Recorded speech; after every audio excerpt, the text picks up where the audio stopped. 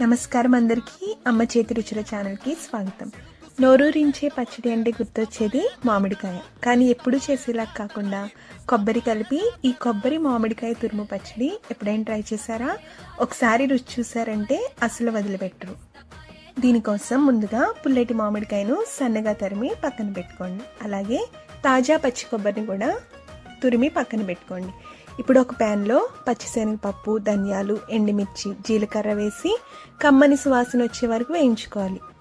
అదే ప్యాన్లో మనం తురిమి పెట్టుకున్న మామిడికాయ, కొబ్బరి తురుము కూడా వేసి పచ్చివాసన పోయే వరకు కాస్త దోరగా వేయించాలి. ఇలా వేయించిన మిశ్రమాన్ని చల్లార్చి మిక్సీ పట్టుకుని చివరిగా కమ్మని తాలింపు వేసుకుంటే గుమగుమలాడే కొబ్బరి మామిడికాయ తురుము పచ్చడి రెడీ. వేడివేడి అన్నంలోనికి ఇది అమృతంలా ఉంటుంది. ఇలాంటి మరెన్నో ట్రెడిషనల్ రెసిపీస్ కోసం ఇప్పుడే మా ఛానల్ని సబ్స్క్రైబ్ చేసుకోండి.